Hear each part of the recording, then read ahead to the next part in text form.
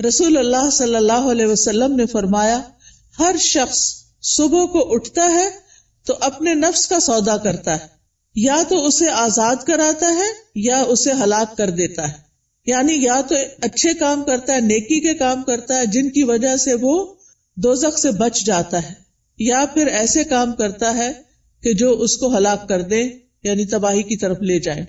اب میں چند کام جو صبح سے رات تک کرنے چاہیے جو ہمیں سنت سے پتہ چلتے ہیں ان میں سے ایک ایک کا ذکر کروں گی، اور آپ اس کو سن کر اپنا جائزہ لیتے جائیے اور میرے ساتھ شیئر بھی کیجئے کہ کیا آپ یہ کرتے ہیں یا آپ کو کرنے کی ضرورت ہے۔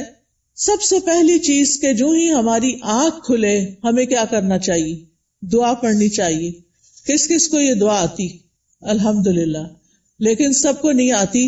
میری گزارش ہوگی سب بہنوں سے کہ اس دعا کو خود بھی سیکھیں اور اپنے بچوں کو بھی سکھائیں۔ وہ دعا کیا ہے؟ الحمدللہ الذی احیانا بعدما اماتنا والیہ النشور۔ اور ایک اور دعا بھی ہے، اگر وہ بھی آتی ہے تو ٹھیک، نہیں تو وہ بھی اچھا ہے۔ الحمدللہ الذی رد علی روحی واذن لی بذکرہ۔ اللہ کا شکر ہے جس نے میری روح لوٹا دی اور مجھے اپنے ذکر کی اجازت دے دی، کہ مجھے توفیق دے دی۔ کیونکہ آپ دیکھیں کتنے ہی لوگ ہیں جو سوتے ہیں تو پھر جاگتے نہیں۔ ابھی ریسنٹلی میری ایک بہت عزیز ساتھی کے ہسبینڈ کا انتقال ہوا ہے۔ وہ صبح اٹھے ہیں، فجر کے وقت نماز پڑھی ہے، اپنے معمولات کیے ہیں، پھر اشراق پڑھی ہے اور دوبارہ آرام کرنے کے لیے لیٹ گئے۔ ہم میں سے اکثر لوگ یہ کرتے ہیں نا، راتیں چھوٹی ہوتی ہیں، موسم بھی گرم ہوتا ہے، رات کو سوتے ہوئے دیر ہو جاتی ہے تو انسان پھر کیا کرتا ہے، اٹھنے کے بعد پھر لیٹ جاتا ہے، اور وہ اسی طرح لیٹ گئے ہیں لیکن پھر دوبارہ نہیں اٹھے۔ ہمیں سے کسی کو نہیں پتا کہ جب وہ سوئے گا تو دوبارہ اٹھے گا یا نہیں۔ اس لیے معمول بنا لیجئے کہ ذکر کر کے سونا ہے اور اٹھتے ہوئے بھی اللہ کا شکر ادا کرنا ہے کہ اس نے ہماری روح، ہماری جان ہمیں واپس لوٹا دی۔ تو دن کا آغاز اللہ کی حمد و ثنا، اللہ کی تعریف، اور اس بات کے ساتھ وَإِلَيْهِ النُّشُورُ کے واپس جانا ہے۔ ہماری واپسی بھی اللہ کی طرف سے، جس نے ہمیں زندہ کیا، پیدا کیا، وہی ہمیں موت دے گا۔ پھر آپ دیکھیے کہ اس کے ساتھ ہمیں یہ بھی یاد رکھنا چاہیے کہ کائنات کی ہر چیز تسبیح کر رہی ہے، اللہ کی تعریف بیان کر رہی ہے۔ قیامت کے دن سب سے افضل بندے وہ ہوں گے جو کثرت سے اللہ کی تعریف کرتے ہیں، حمادون ان کو کہتے ہیں۔ اور ایک دفعہ الحمدللہ کہنا میزان کو نیکیوں سے بھر دیتا ہے، یعنی صبح صبح اب ہم الحمدللہ کہیں تو گویا ہم نے اپنے لیے ایک بہت بڑا ذخیرہ نیکیوں کا اکٹھا کر لیا۔ اور ویسے بھی شکر ادا کرنا جو ہے وہ اللہ تعالیٰ کو بہت پسند ہے۔ پھر آپ دیکھیں کہ جب یہ کہتا ہے نا کہ وَإِلَيْهِ النُّشُورُ، کہ دوبارہ اسی کی طرف جی اٹھنا ہے، تو قبر سے بھی اٹھنا ایسا ہی ہے جیسے کوئی بستر سے اٹھتا ہے۔ کسی کو اچھے خواب آتے ہیں وہاں اور کسی کو نہیں آتے۔ قبر میں بھی کچھ لوگ تو خوشحال ہوں گے اور کچھ لوگ برے حال میں ہوں گے۔ بہرحال قیامت کے دن سب کو اٹھنا ہوگا، تو انسان موت کو یاد کرتے ہوئے، اپنے مقصد کو سامنے رکھتے ہوئے کہ واپسی بھی ہے، اس طرح دن کا آغاز کرے تاکہ اچھے سے آغاز کرے۔ اس کے بعد سب سے پہلا کام آپ کیا کریں گے؟ بیڈ ٹی پئیں یا کچھ اور کریں گے؟ نماز فجر۔ نماز فجر اسی وقت پڑھیں گے جب آپ فجر کے لیے اٹھیں گے۔ جو لوگ اس وقت نہیں اٹھتے وہ بہت بڑا نقصان کر لیتے ہیں۔ لہذا دن کا آغاز فجر کی نماز سے۔ فجر کی نماز پہلی نماز ہے صبح کی، اس کی بڑی امپورٹنس ہے۔ اللہ تعالیٰ نے بندوں پر 5 نمازیں فرض کی ہیں، اور رسول اللہ صلی اللہ علیہ وسلم نے فرمایا جس نے انہیں ادا کیا اور ان کا حق ہلکا سمجھتے ہوئے ان میں سے کچھ ضائع نہ کیا تو اللہ تعالیٰ کا اس کے لیے قیامت کے دن یہ عہد ہے کہ اس کو جنت میں داخل فرمائے۔ اور جس نے ان کو ادا کیا مگر ان کا حق ہلکا سمجھتے ہوئے، معمولی چیز سمجھتے ہوئے نماز کو، ان میں سے کچھ ضائع کر دیا، تو اللہ کا کوئی وعدہ نہیں، چاہے تو عذاب دے، چاہے تو معاف کر دے۔ تو اس لیے دن کا آغاز اللہ کی نافرمانی سے نہیں کرنا۔ کس سے کرنا؟ فرما برداری سے۔ اور فرما برداری میں پہلی فرما برداری نماز۔ پہلا سوال قیامت کے دن نماز کا ہوگا۔ اگر اسی ٹیسٹ میں فیل ہو گئے تو آگے اور مشکلات ہو جائیں گی۔ اللہ سبحانہ تعالی دن میں 2 بار فرشتوں سے بندوں کی نماز کے بارے میں خبر لیتے ہیں، ایک فجر اور ایک عصر۔ وہ پوچھتے ہیں جب تم گئے تھے ان کے پاس تو کیا کر رہے تھے؟ فرشتے بتاتے ہیں وہ نماز پڑھ رہے تھے۔ جب تم نکلے تو کیا کر رہے تھے؟ کیونکہ عصر اور فجر میں شفٹ چینج ہوتی ہے فرشتوں کی۔ عصر کے وقت رات کے فرشتے آ جاتے ہیں ڈیوٹی پر، اور فجر کے وقت دن کے فرشتے آ جاتے ہیں۔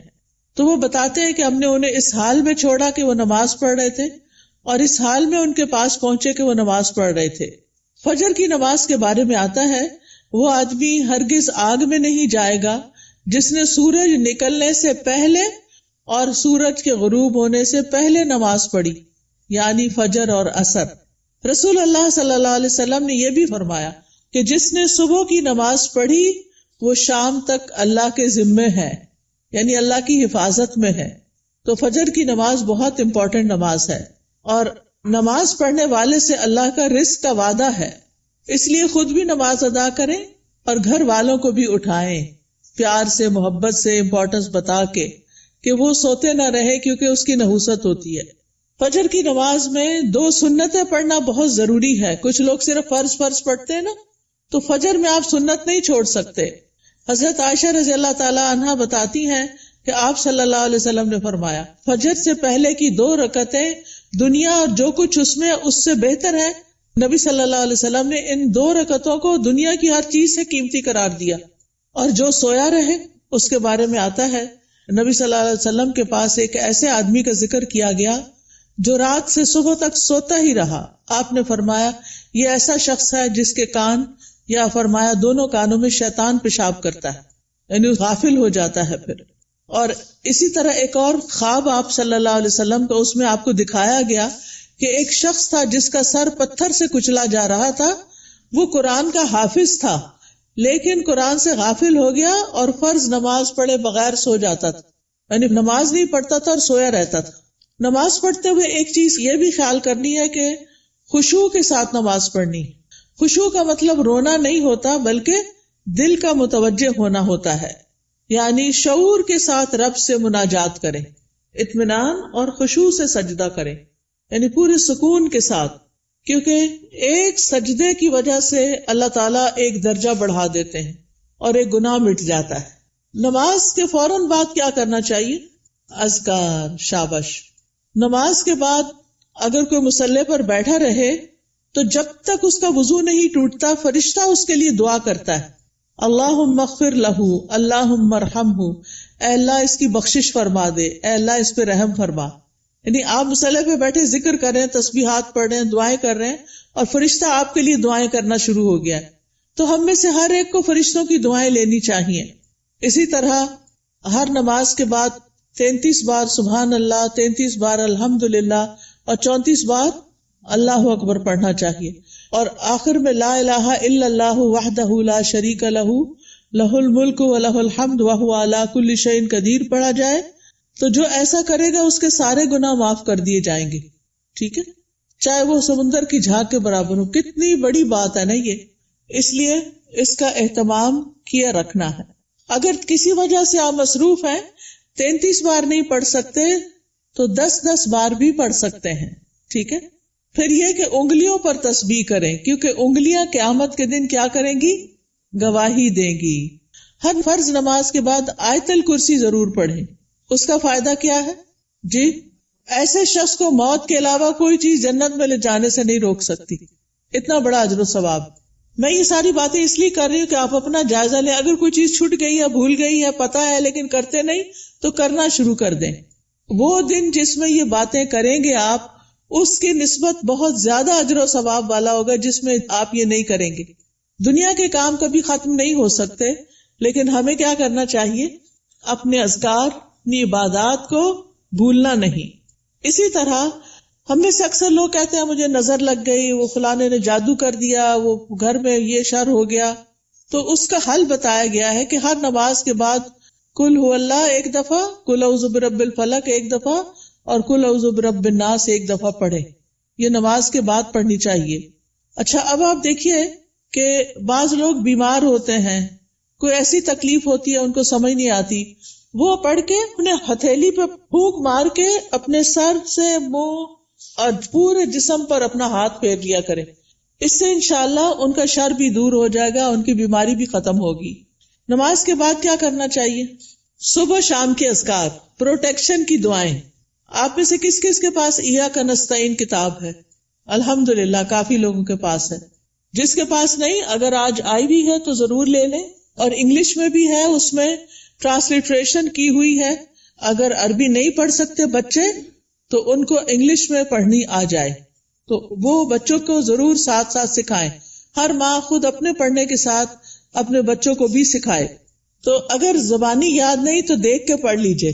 انشاءاللہ جب آپ پروٹیکشن کی دعائیں پڑھیں گے تو آپ نظر سے، حسد سے اور بہت سے شر سے بچ جائیں گے. ٹھیک ہے نا؟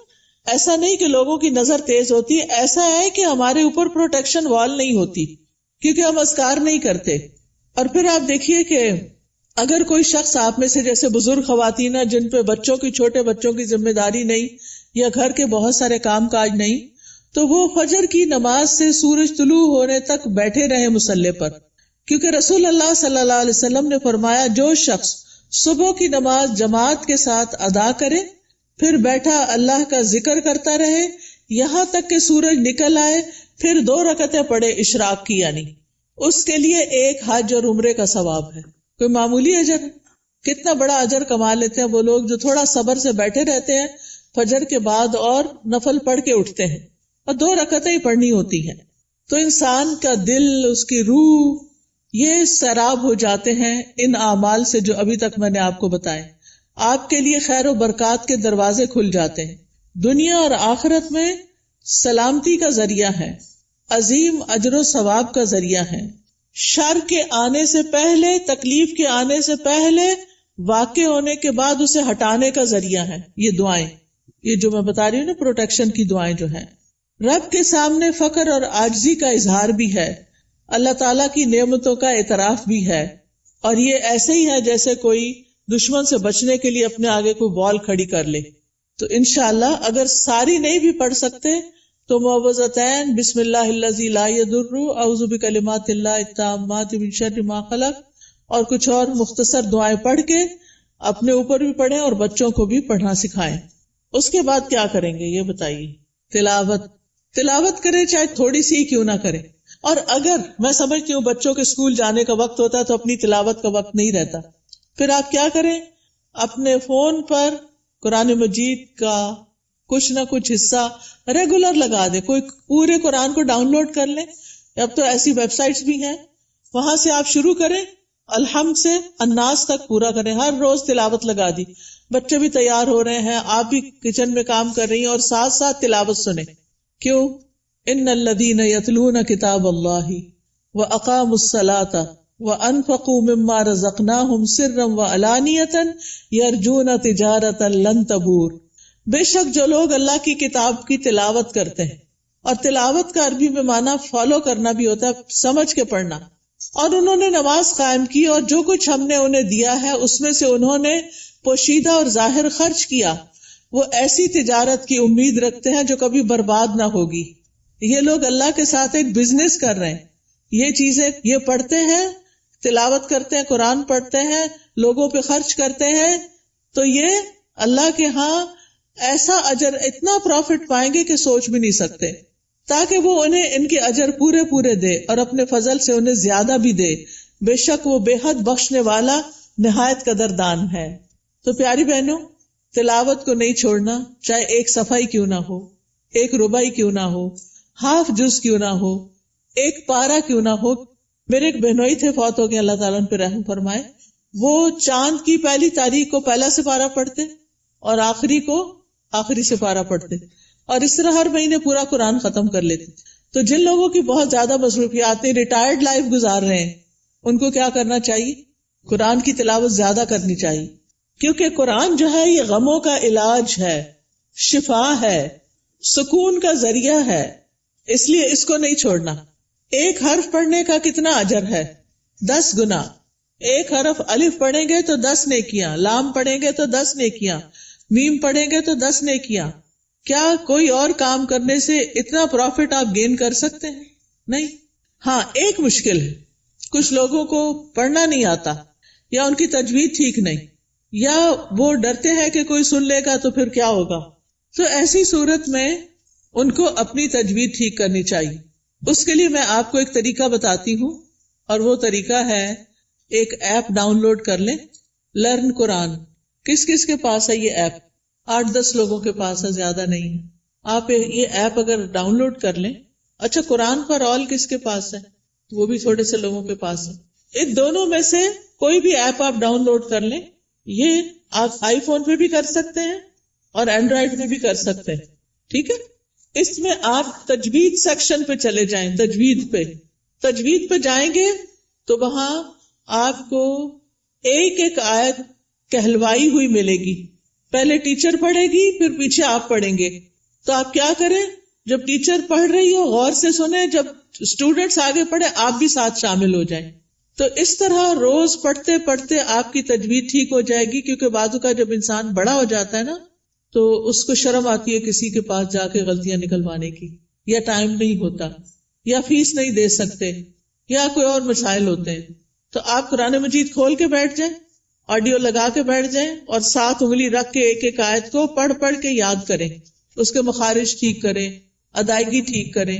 ٹھیک ہے، جس گھر میں قرآن پڑھا جاتا ہو وہاں فرشتے حاضر ہوتے ہیں. ابو ہریرہ کہا کرتے تھے، بے شک قرآن پڑھنے کی وجہ سے گھر اپنے رہنے والوں کے لیے کشادہ ہو جاتا ہے. اس میں فرشتے حاضر ہوتے ہیں، شیاطین اس گھر کو چھوڑ دیتے ہیں اور اس کی خیر و برکت بڑھ جاتی ہے.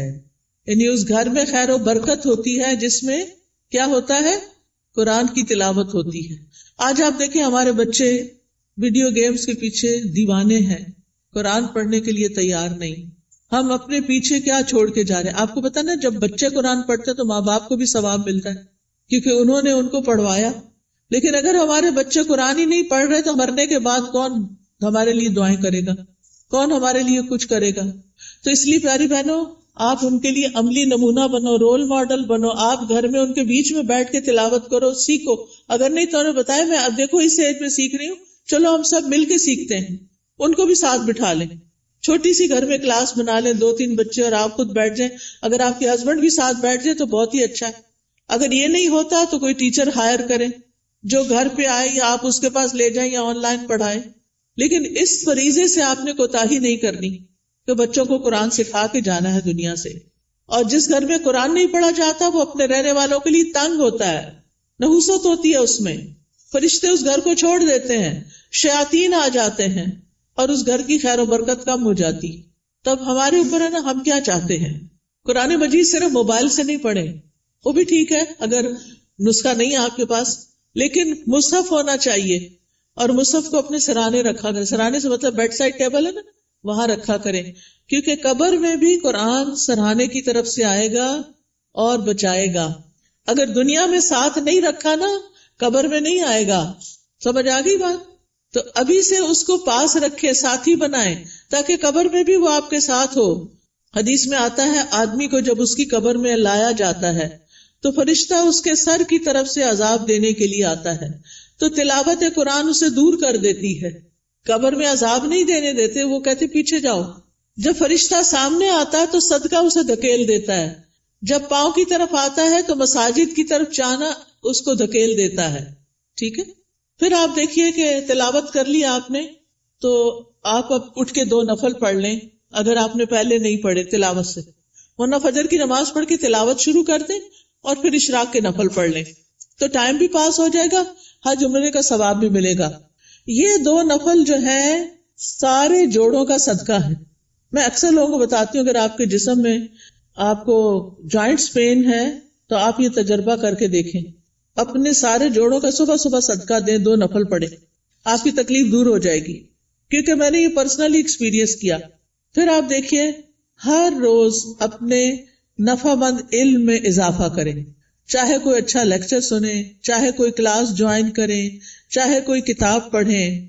تو علم نافع جو ہوتا ہے وہ 2 طرح کا ہوتا ہے. ایک دینی اور شرعی علم، جس میں ہم قرآن کا ترجمہ سیکھتے ہیں، تفسیر سیکھتے ہیں، جس میں ہم دعائیں سیکھتے ہیں، جس میں ہم نماز کا طریقہ سیکھتے ہیں، سیرت کے بارے میں سیکھتے ہیں، احادیث پڑھتے ہیں. یہ دینی علوم ہے. اور دنیاوی علم جس سے انسان دوسروں کو فائدہ پہنچا سکے، جیسے طب ہے، ڈاکٹر بننا ہے، بزنس ہے، ایگریکلچر ہے، انڈسٹری کے بارے میں جاننا، آئی ٹی کے بارے میں، یہ ساری تعلیم حاصل کرنا تاکہ آپ دوسرے لوگوں کو فائدہ پہنچا سکیں اور اپنی ارننگ بھی کر سکیں.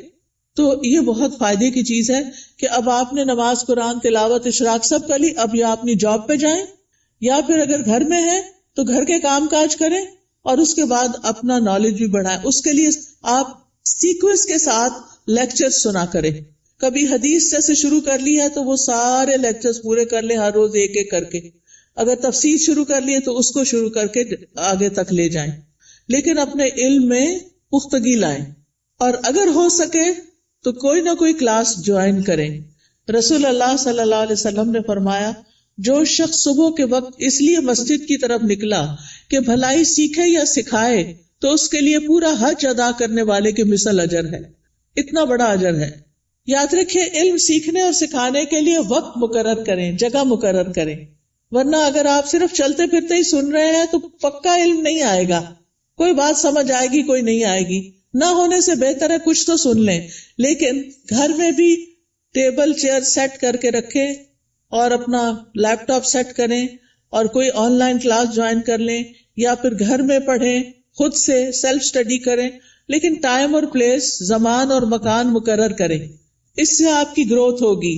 جتنا آپ سیکھتے جائیں گے آپ نیکیوں میں آگے بڑھتے جائیں گے، برائیوں سے دور ہوتے چلے جائیں گے. پھر آپ دیکھیں کچھ بہنیں ناشتہ نہیں کرتی، وہ کہتی ہیں کہ موٹے ہو جائیں گے اور چھوڑو پرے، لیکن ناشتہ ضرور کریں. آپ کو کام کرنے کے لیے، پڑھنے کے لیے، جاب پہ جانے کے لیے انرجی چاہیے. چاہے چند کھجوریں ہی کیوں نہ کھا لیں، کھجور پانی لے لیں، کچھ اور سیڈز وغیرہ لے لیں، نٹس لے لیں، جو بھی آپ کو پسند ہو. اگر دودھ پسند ہے تو زیادہ دودھ اور کم چائے ڈال کے پی لیں. بہت سے لوگ صرف کافی پی لیتے ہیں، تو وہ درست نہیں کہ آپ اپنے آپ کو صرف ایسی چیزوں پر کہ جو آپ کے اندر کیفین ڈالے اور آپ صرف اس کی وجہ سے ایکٹیو اور غذائیت نہ ہو، تو آپ دیکھیں کہ پھر آپ سے بہت سے کام ہو نہیں پاتے، آپ جلدی تھک جاتے ہیں. تو اس کو بھی بچائیے. اپنے جسم کی حفاظت بھی عبادت ہے، ٹھیک ہے نا؟ جسم کی حفاظت بھی عبادت ہے. یہ نہیں کہ سب کی ٹیک کیئر کرتے کرتے اپنے آپ کو بھلا کے رکھ دیں اور پھر کسی کام کے نہ رہیں، نمازیں بھی بیٹھ کے شروع کر دیں. یہ نہیں ہونا چاہیے. پھر آپ دیکھیے کہ کھانا بھی عبادت ہے. بسم اللہ پڑھ کر کھائیں، بیٹھ کر کھائیں. میں نے دیکھا ہے کہ بعض اوقات لوگ اس بات کی پرواہ نہیں کرتے، چلتے پھرتے کھا رہے ہوتے. خاص طور پر مائیں کچن میں کام کر رہی ہیں، اپنا ناشتہ رکھ لیا، ادھر سے ایک نوالا لیا، ادھر کام کیا. یہ درست نہیں. آپ کے بچے بھی یہی کریں گے. چھوٹے بچوں کو بھی میں نے دیکھا ہے وہی بھاگتے دوڑتے کھا رہے ہوتے ہیں. یہ درست طریقہ نہیں ہے. سنت طریقے سے کھائیں، کھانا عبادت ہو جائے گا. پھر دائیں ہاتھ سے کھائیں اور پیئیں. ہر گھونٹ پہ الحمدللہ کہیں. پھر کھانا کھا کر بھی دعا کریں. کس کس کو آتی ہے دعا؟ پڑھیں مل کے ذرا کھانا کھانے. الحمدللہ. کچھ لوگوں کے ہونٹ نہیں ہلے، یا تو دعا نہیں آتی یا بخل کیا انہوں نے پڑھنے میں. اگر نہیں آتی تو کوئی حرج نہیں، سیکھ لیں، آپ کا دن عبادت بن جائے گا.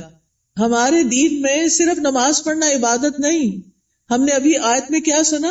نماز پڑھو اور نیکی کرو. وہ کون سی نیکی ہیں جو نماز کے علاوہ ہیں؟ وہ یہی نیکیاں ہیں. اپنی کیئر کرنا بھی نیکی ہے اور بسم اللہ پڑھ کے کھانا بھی نیکی ہے، الحمدللہ کہنا بھی نیکی ہے. جو بندہ پانی پی کر الحمدللہ کہتا ہے اللہ اسے راضی ہو جاتا ہے، خوش ہو جاتا ہے.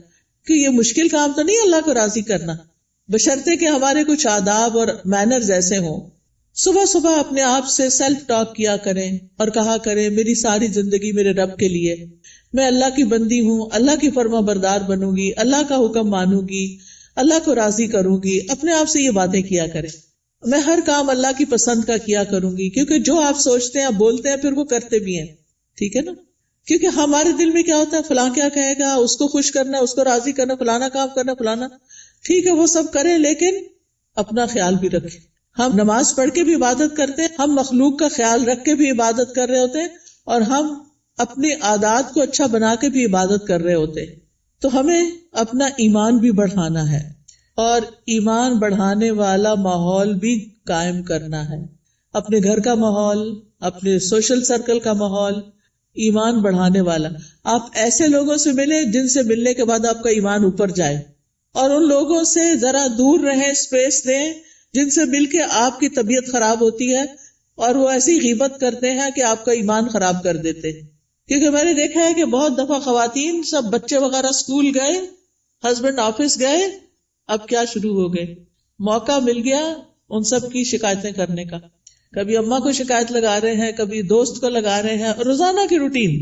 کچھ لوگوں کو تو ہمیں فون کرنا ہی ہوتا ہے کہ ہمارے دوست ہوتے ہیں، آ نہیں سکتے، ہم جا نہیں سکتے، تو ہم فون پہ باتیں کرتے ہیں. اور اب تو فیس ٹائم اور پتہ نہیں کیا کیا باتیں کرنے کے ذریعے آ گئے ہیں دور بیٹھے لوگوں سے بھی.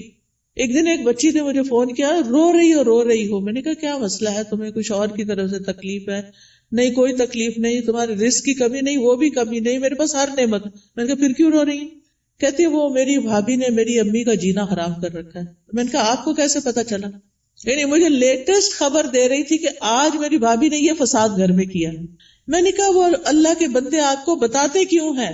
وہ یو کے میں رہتی تھی. میں نے کہا آپ پاکستان کی خبریں یو کے میں سن کے رو کے کینیڈا میں رپورٹ کر رہی ہیں، ساری دنیا کو سر پہ اٹھائے ہوئے ہیں. کیا فائدہ ایسی زندگی کا؟ اگر ہمارے گھر میں کوئی جھگڑا نہ تو اللہ کے واسطے بیٹیوں کو آرام سے اپنے گھر میں رہنے دیں، اپنے جھگڑوں کو گھر میں خود ہی نپٹا لیں. بہو کی شکایتیں بیٹی کو، بیٹی کی شکایتیں باپ کو، اس کو یہ چھوڑ دیں. یہ سکون برباد کرنے والی چیزیں ہیں. بات کریں تو علم کی بات کریں، اچھی کسی کو کھانا پکانے کی ٹپ دیں، کوئی بیمار ہے تو اس کو صحت کے لیے کوئی مشورہ دیں، لیکن اس قسم کی باتیں نہ کریں کیونکہ یہ غیبت ہے. اور آپ کی نے جو صبح سے وہ اٹھی ہوئی ہے نا اور جو کچھ کیا ہے سب صفائی ہو جائے گی، شام ہونے سے پہلے سب کچھ ختم. تو اس لیے بہت ضروری ہے کہ ہم کیا کریں، اپنی زندگی کا جائزہ لیں کہ کون سی چیزیں ایمان بڑھانے والی ہیں اور کون سی گھٹانے والی ہیں. ایمان گھٹانے والے کام، گناہ کے کام، نافرمانی کے کام، جھوٹ اور بخل. پھر آپ دیکھیں کہ اپنے جسم اور اپنی روح کا خیال کرنے کے لیے اپنے آپ کو صاف ستھرا رکھیں، یہ بھی عبادت ہے. آپ نے وہ حدیث سنی ہوگی نا، صفائی نصف ایمان ہے. وہ بچپن میں رٹا دیتے ہیں. اپنے جسم کی صفائی، ایکسٹرا بالوں کی صفائی، اپنے کپڑوں کی صفائی، اپنے گھر کی صفائی پہ لگ جائیں. اور کس نیت سے کہ یہ عبادت ہے. میں اپنا ماحول صاف کر رہی ہوں، اپنے گارڈن کو صاف کر رہی ہوں، اپنی کھڑکیاں صاف کر رہی ہوں، جو بھی کریں. اور ایک ہی دن میں سب کچھ نہیں کریں، پھر نماز بھی نہیں پڑھی جائے گی. اپنا اسکیجول بنا کے سیٹرڈے کو یہ کرنا، سنڈے کو یہ، منڈے کو یہ، اور کس کام میں کس کو ساتھ لگانا ہے، بچوں کو لگانا ہے، ہسبینڈ کو لگانا ہے، اپنی کسی فرینڈ کو بلا کے ساتھ لگانا ہے. وہ سارا کچھ لکھ کے رکھ لیں اور اکیلی اپنی جان پہ زیادہ بوجھ نہ ڈالیں. ٹھیک ہے؟ پھر اپنے جسم، ناخن، بال، دانتوں، ان سب کی صفائی کا اہتمام. مسواک رب کو راضی کرنے کا ذریعہ ہے. پھر وضو کے بعد کی دعا، پھر اذان سن کے اس کی دعا.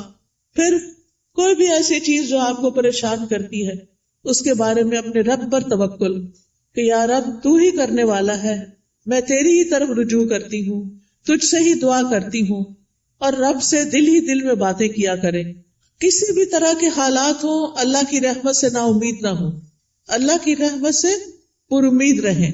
باہر گروسری کرنے جا رہے ہیں، کوئی بھی کام کر رہے ہیں، اس کے ساتھ اپنا غور و فکر اور ذکر جاری رکھیں. تمام دن اللہ کے ذکر سے اپنی زبان کو تر رکھیں. یعنی دنیا کے کام کرتے ہوئے جب زبان یعنی کہ خالی ہے، کچھ بھی بولنے کو نہیں، تو اللہ کا ذکر دل ہی دل میں اور زبان سے کرتے رہیں، کیونکہ اس سے آپ کے دل میں سکون رہے گا، آپ کی روح سرشار رہے گی. ایک دفعہ سبحان اللہ اور الحمدللہ کہنے سے زمین آسمان بھر جاتا ہے. اور یہاں پر کچھ کارڈز بھی ہم آپ کے لیے لائے ہیں جن میں اذکار ہیں، تو اپنے کام کاج سے فارغ ہو کے آپ وہ ذکر کر سکتے ہیں، جیسے یہ تسبیحات ہیں. پھر اسی طرح اگر آپ کو رزق کی تنگی ہے تو یہ رزق میں کشادگی کے لیے دعائیں ہیں.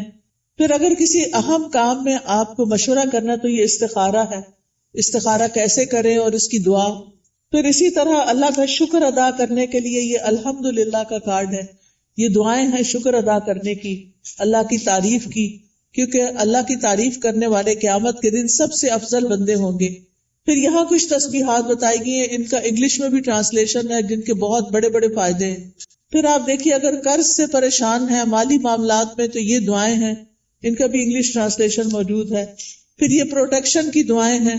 تو آپ دیکھیے کہ معمولی قیمت کے یہ کارڈ جو ہیں آپ کی زندگی میں بہت بڑی تبدیلی لا سکتے ہیں. تو آپ نے اگر یہ سارے اپنے گھر میں رکھے ہوئے ہوں ایک دن ایک اٹھا کے پڑھ لیجئے، دوسرے دن دوسرا پڑھ لیجئے، تیسرے دن تیسرا پڑھ لیجئے، اور اس طرح آپ کا ذکر کے ساتھ ایک رابطہ قائم ہو جائے گا. کثرت سے توبہ استغفار کریں. اگر کوئی مسائل ہے زندگی میں، کوئی پریشان کر رہی ہے چیز، تو استغفار کی کثرت، استغفر اللہ کی تسبیح کر سکتے ہیں، اللہم اغفر لی کی تسبیح کر سکتے ہیں. پھر اسی طرح وقت کا بہتر سے بہتر استعمال کریں. وقت جو ہے وہ بہت قیمتی نعمت ہے. ایک دفعہ اگر وقت چلا جائے تو دوبارہ نہیں آتا. اس لیے ہر دن کو مفید اور پروڈکٹیو ڈے بنائیں. رسول اللہ صلی اللہ علیہ وسلم نے فرمایا 2 نعمتیں ایسی ہیں جن کے بارے میں اکثر لوگ خسارے میں ڈالے گئے ہیں. ایک تندرستی اور دوسرے فراغت، کہ اس سے وہ فائدہ نہیں اٹھاتے جتنا اٹھانا چاہیے. بیمار ہو کر تو انسان کچھ کر نہیں سکتا. جب تک اللہ آپ کو چلتا پھرتا رکھے، آپ عبادت بھی خوب دل بھر کے کریں اور بندوں کی خدمت بھی کریں اور فضول قسم کی ایکٹیویٹیز میں اپنا وقت ضائع نہ کریں. آپ دیکھیے کہ ہمارے دن میں کئی ڈسٹریکشنز ہوتی ہیں، خاص طور پر فون کی وجہ سے. ہم نے کوئی اپنے گول سیٹ کیے ہوئے ہوتے کہ آج کے دن میں نے یہ اور یہ کام کرنے ہیں. آپ کرنا شروع کرتے ہیں کہ اتنے میں بیل بج جاتی ہے، آپ فون اٹھا لیتے ہیں اور کہیں سے کہیں پہنچ جاتے ہیں، اور جو کرنے کا کام تو وہ دھرے کا طرح رہ گیا. تو اس چیز سے بھی آپ نے کانشیس رہنا ہے. کچھ وقت کے لیے فون بند کر دیا کریں اور اس وقت اپنے کرنے کے کام پہلے پورے کریں، پھر اس کے بعد فون کھولیں، تاکہ آپ کا دن نتیجہ خیز دن ہو.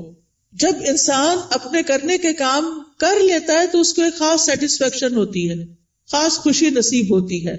تو آپ اپنے کرنے کے کاموں کی لسٹ بنائیں، اپنے مقاصد کو دہرایا کریں، بے مقصد چیزوں سے خود کو دور رکھیں، اور جو ٹارگٹ آپ حاصل کرنا چاہتے ہیں اس کے لیے دیکھیں کہ آپ کو کیا کیا چاہیے، وہ بھی لکھ لیں. پھر اسی طرح کاموں کو لٹکائیں نہ، تاخیر نہ کریں، وقت پر کریں. روٹین بنائیں تو کام سارے ہی ہو جائیں گے، کیونکہ ہیپ ہیزرڈ کبھی کچھ کر لیا، کبھی کچھ کر لیا، کبھی کچھ کر لیا، بہت وقت ضائع ہوتا ہے. ایک کام کرتے ہوئے آپ کو یہ پتا ہونا چاہیے کہ نیکسٹ کیا کرنا ہے مجھے. یہ نہیں کہ اوہو آج میں یہ تو کرنا بھول ہی گئی، یہ تو پڑھا ہی نہیں، یہ تو کیا ہی نہیں.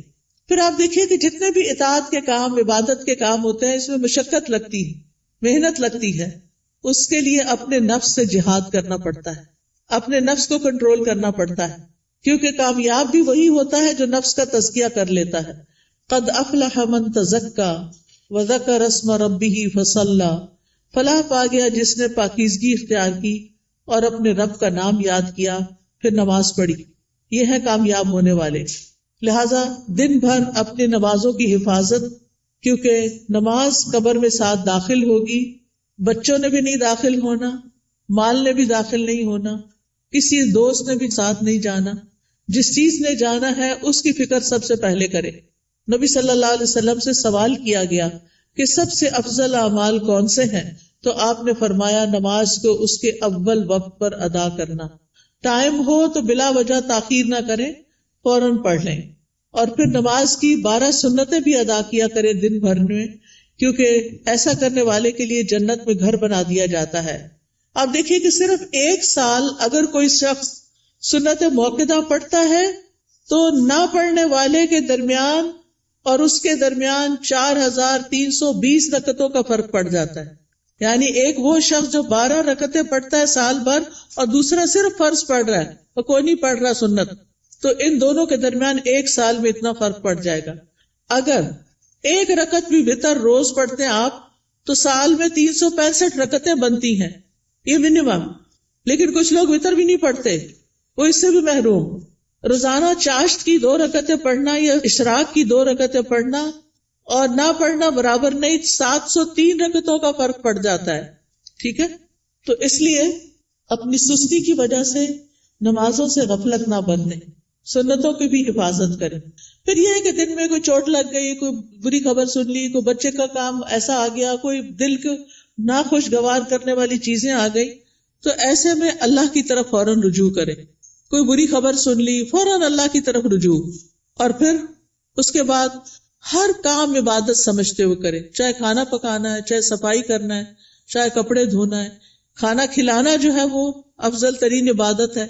قرآن مجید میں آتا ہے وَيُطْعِمُونَ الطَّعَامَ عَلَى حُبِّهِ مِسْكِينًا وَيَتِيمًا وَأَسِيرًا إِنَّمَا نُطْعِمُكُمْ لوجہ اللہ لا نرید منکم جزاء ولا شکورا. وہ اس کی محبت میں کھلاتے ہیں مسکین کو، یتیم کو، اسیر قیدی کو. کیا کہتے ہیں کھلاتے ہوئے؟ ہم تمہیں صرف اللہ کے چہرے کی خاطر کھلا رہے ہیں کہ ہم اللہ کا دیدار کرنا چاہتے ہیں. ہم تم سے نہ شکریہ چاہتے ہیں نہ بدلہ چاہتے ہیں. انا نخاف من ربنا یوما عبوسا قمطریرا. بے شک ہم اپنے رب سے اس دن کے بارے میں ڈرتے ہیں جو تیوری چڑھانے والا نہایت سخت ہوگا. تو ان کے ساتھ کیا معاملہ ہوگا؟ اللہ بھی ان کو قیامت کے دن کی مشقتوں سے بچا لے گا اور ان کو خوشی اور تر و تازگی ملے گی. فوقاہم اللہ شر ذلک اليوم ولقاہم نضرۃ وسرورا. تو اس لیے کھانا گھر والوں کو بھی پکا کے کھلائیں یا مہمانوں کے لیے پکائیں تو خوشی خوشی پکائیں، احسان نہ جتائیں اور ضائع نہ کریں. کپڑے دھونا، نہانا، بچوں کو نہلانا، گھر صاف کرنا، یہ سب صفائی اور طہارت کے اہتمام ہیں، یہ ایمان کو مکمل کرتے ہیں. پھر آپ دیکھیے کہ نیکیوں کے کام میں سستی نہیں کرنی. نیکی کا کوئی بھی کام، آپ کی دوست نے فون کر دیا کہ فلاں شخص بیمار ہے، غریب ہے، اس کے لیے مدد کرنی ہے، آپ بھی اپنا کچھ حصہ ڈال دیا، صدقہ کر دیا. تو نیکی کے ہر کام میں حصہ ڈالا کرے. حضرت ابوبکر کے بارے میں آتا ہے، نبی صلی اللہ علیہ وسلم کی مجلس میں لوگ بیٹھے ہوئے تھے. آپ نے پوچھا آج تم میں سے کس نے روزے کی حالت میں صبح کی ہے؟ حضرت ابوبکر رضی اللہ عنہ نے عرض کیا میں نے. آپ نے پوچھا آج کس نے مریض کی عادت کی؟ انہوں نے کہا میں نے. آپ نے پوچھا تم میں سے جنازے میں کس نے شرکت کی؟ انہوں نے کہا میں نے. آپ نے پوچھا کس نے مسکین کو آج کھانا کھلایا؟ تو ابوبکر کہتے ہیں میں نے رضی اللہ عنہ. تو نبی صلی اللہ علیہ وسلم نے فرمایا جب کسی شخص کے لیے ایک ہی دن میں یہ خصلتیں جمع ہو جائیں وہ جنت میں ضرور داخل ہوگا. یہ جنت میں جانے والے کام. اچھا ہمیں پتہ چلتا رہتا ہے کوئی بیمار ہے، اچھا کہتے اچھا اللہ اس کو شفا دے، بس ادھر ہی بیٹھ گئے، خبر نہیں لیتے. ہمیں پتہ ہوتا ہے کہ کوئی بھوکا ہے یا نہیں کھانا پکا سکتا یہ کھا سکتا، ہم کر سکتے ہیں تو ہم توجہ نہیں کرتے. ہم راشن کا انتظام کر سکتے، ہم کسی بھی طرح مدد کر سکتے ہیں، لیکن اس کی طرف توجہ کرنے کی ضرورت ہے. پھر اللہ کی نافرمانی سے بچیں، جہنم کو سامنے رکھتے ہوئے گناہوں سے بچیں. یعنی صرف نیکی کے کام کرنا کافی نہیں، گناہوں سے بچنا بھی بڑا ضروری ہے. پھر لوگوں کے ساتھ معاملہ کرتے ہوئے اچھے اخلاق سے پیش آئیں. سب سے پہلا حق آپ کے اوپر والدین کا ہے.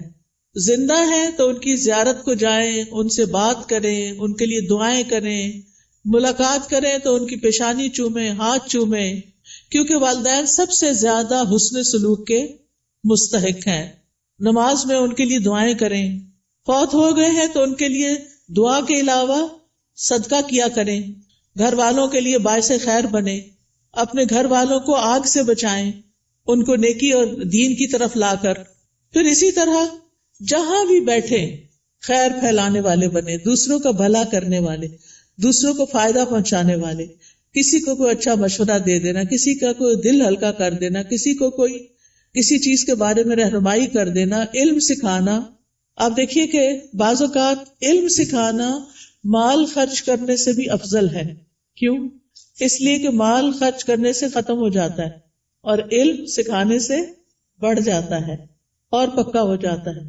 اس لیے چاہے اپنے بچوں کو سکھائیں، چاہے اپنے بہن بھائیوں کو کچھ نہ کچھ چھوٹا موٹا کنٹریبیوشن کرتے رہا کریں. جو اچھی باتیں آپ کو پتہ چلی ہیں وہ دوسروں کو بھی بتائیں. اس کے لیے آپ کے گھر میں کتابیں ہونی چاہیے، آپ کو کوئی نہ کوئی کلاس جوائن کرنی چاہیے تاکہ آپ سیکھیں اور سکھائیں. اس کے لیے کوئی بہت پی ایچ ڈی کرنے کی ضرورت نہیں ہوتی، وہ چند لوگ بھی کر لے تو کافی ہو جاتے ہیں. باقی لوگ روز مرہ کی چھوٹی چھوٹی چیزیں اور خاص طور پر خواتین اپنے بچوں کی تربیت کرتے ہوئے ان کو آداب اور مینر اور اخلاق سکھائیں گے تو یہ بہت بڑی کنٹریبیوشن ہوگی، وہ آپ کے لیے صدقہ جاریہ بنے گی. تو لوگوں کے ساتھ اچھے اخلاق سے پیش آئیں. ابن قیم کہتے ہیں آدمی کی برکت یہ ہے کہ وہ جہاں بھی مقیم ہو خیر کی تعلیم دے، خیر پھیلائے. تو اچھے اخلاق سے بھی انسان خیر پھیلا رہا ہوتا ہے. پھر اسی طرح دور پار ریلیٹیوز کی خبر گیری کرنا، پڑوسیوں کی خبر گیری کرنا، مریضوں کی خبر گیری کرنا، ملاقات کے وقت سلام کرنا، اپنے آس پاس کے لوگوں کا ہاتھ بٹانا، ان کے ساتھ تعاون کرنا. گھر میں اگر آپ کے علاوہ اور لوگ رہتے ہیں، اگر آپ بچے اور والدین ہیں تو ان کے کاموں میں ان کا ہاتھ بٹانا، کسی رشتہ دار کو ڈرائیو کر کے ہاسپٹل تک لے جانا. یعنی چھوٹے چھوٹے کام ہیں جن میں آپ دوسروں کے لیے خیر اور بھلائی کا باعث بنے. کسی پر خرچ کرنا، اپنے عزیزوں پیاروں کو تحفے تحائف دینا، یہ سارے نیکی اور خیر کے کام ہیں جو آپ کے دن کو افضل بنا دیتے ہیں. پھر زبان کی حفاظت، یہ بڑی ضروری ہے، کیونکہ جو بات بھی ہم کرتے فرشتے لکھ لیتے ہیں. تو فضول باتیں نہیں کرنی، کیونکہ ہماری انرجی ضائع ہوتی ہے اس میں بھی. کام کی بات کرنی ہے. انسان کے اسلام کا حسن یہ ہے کہ بیکار باتوں سے کنارہ کشی کرے. نبی صلی اللہ علیہ وسلم نے فرمایا خوشخبری ہے اس کے لیے جس نے اپنی زبان پہ قابو پا لیا اور اسے اس کے گھر نے گنجائش دی اور وہ اپنے گناہ پہ رویا. یعنی اس کا گھر اس کے لیے کافی ہو گیا، اس کے لیے سہولت ہے اس میں، اور فضول باتیں نہیں کرتا. کیلو کال چھوڑ دینا چاہیے. ہی سیڈ، شی سیڈ، یہ کہا گیا، فلاں نے یہ کیا، اس نے وہ، اس سے بہت سے فساد پھیلتے ہیں. مغیرہ بن شعبہ کہتے ہیں نبی صلی اللہ علیہ وسلم نے فرمایا بے شک اللہ تعالیٰ تمہارے لیے 3 باتیں پسند نہیں کرتا. بلا وجہ کی گپ شپ، بیکار کی باتیں اللہ کو پسند نہیں. مال ضائع کرنا، اور اس میں بعض اوقات ایکسٹرا ٹیشو استعمال کرنا، ٹیپ کھول کے باتوں میں لگ جانا اور پانی ضائع کرنا، بلا وجہ بتیاں جلا کے رکھنا، بیکار میں ادھر ادھر گھومنا، گاڑی کا گیس ختم کرنا. یعنی چھوٹی چھوٹی چیزوں میں بچت کرنی چاہیے. پھر اسی طرح یہ ہے کہ کسی کو زبان سے اذیت نہیں دینی چاہیے، کثرت سے صدقہ کرنا چاہیے، فقراء مساکین کا خیال کرنا چاہیے. پھر ایک اور بات یہ کہ غصے اور ناراضگی سے بچنا چاہیے. قرآن مجید میں جنت میں جانے والوں کی جو خوبیاں بتائی گئی ہیں وہ کیا ہے؟ وَالْكَاظِمِينَ الْغَيْظَ وَالْعَافِينَ عَنِ النَّاسِ وَاللَّهُ يُحِبُّ الْمُحْسِنِينَ. وہ غصہ پی جانے والے ہوتے ہیں اور کیا کرتے ہیں؟ لوگوں کو معاف کرتے ہیں. یہ کام بڑا مشکل ہے، لوگوں کو معاف کرتے ہیں. اللہ ایسے محسنوں سے محبت کرتا ہے. اگر ہمیں پتا چلے کہ کسی کو معاف کرنے سے اللہ مجھ سے محبت کرے گا تو ہمیں کیا مشکل ہے کہ جھگڑا چھوڑ دیں. لیکن بعض اوقات ہم ایگو کا مسئلہ بنا کے جھگڑا نہیں چھوڑتے، جس کی وجہ سے ہم اللہ کی نظر میں بھی گر جاتے ہیں اور بندوں کی نظر میں بھی. کوئی رسپیکٹ نہیں رہتی جھگڑا کرنے والوں کی. تو اس لیے بہت ضروری ہے کہ لوگوں کو معاف کرتے جائیں، کیونکہ وہ انسان ہے. یا تو یہ نہ کہ ہم نے کبھی کوئی غلطی نہ کی ہو، اگر ہم سے بھی غلطیاں ہوتی ہیں تو پھر دوسروں کو معاف کرنے میں کیا مشکل ہے. پھر قطع رحمی سے بچیں، رشتہ داروں سے تعلق قائم رکھیں، چاہے وہ آپ سے نہ بھی ملنا چاہیں. دوسروں پر ظلم سے بچیں، کیونکہ مظلوم کی آہ فوراً اوپر پہنچتی ہے. دل کی سختی سے بچیں، برے خیالات اور بدگمانیوں سے بچیں، غیبت کرنے اور سننے سے بچیں. مشکل وقت میں اللہ سے مدد مانگیں اور صبر کریں. آج ایک بچی کا میسج آیا کہ میری امی نے میرے بارے میں ایسا اور ایسا کہا ہے، میں اس وقت سے رو رہی ہوں، بہت میری طبیعت خراب ہو گئی. تو میں نے کہا پھر صبر کس چیز کا نام؟ اگر آپ نے اس وقت اپنے آپ کو سنبھالنا نہیں اور اس کو اتنا دل پہ لے لینا ہے، آپ اسٹرانگ بنے. ماں باپ جب کوئی تنقید کرتے ہیں نا تو وہ ہمیں سمجھانے کے لیے، ہمیں میچور کرنے کے لیے کرتے ہیں، ہمارے دشمن نہیں ہوتے. تو چیزوں کو ان کے صحیح رخ سے لیں. ماں باپ مارے بھی ڈانٹے بھی تو بھی معاف کریں، ان کی عزت میں کمی نہ آنے دیں. اور اگر پریشانی گھیر لے تو لا الہ الا اللہ کثرت سے پڑھیں. اللہ اللہ ربی لا اشرک بہ شیئا لا الہ الا انت سبحانک انی کنت من الظالمین. اور دیگر دعاؤں کو اور اذکار کو لازم کر لیں، جس کا میں نے ابھی آپ کو تعارف کرایا. تنگی کے بعد پھر آسانی کا انتظار کریں، کیونکہ ان مع العسر یسرا. ایسا نہیں کہ صرف تنگی آئے گی، آسانی بھی ساتھ آئے گی. اور اس سارے کاموں میں دن گزار کے پھر رات کا وقت آ گیا، اب سونے کی تیاری ہے. سونے سے پہلے آخری کام اللہ کا ذکر ہو. رات کو سورۃ الملک پڑھیں، کیونکہ یہ عذاب قبر سے بچانے والی ہے. اور دعائیں زبانی یاد کر لیں، نہیں تو آپ ایک ایپ ہے دعائیں اردو میں ٹائپ کریں گے یا عربی میں دعائیں تو انشاءاللہ وہ کھل جائے گی. اس میں ساری دعائیں ہم نے جمع کر دی.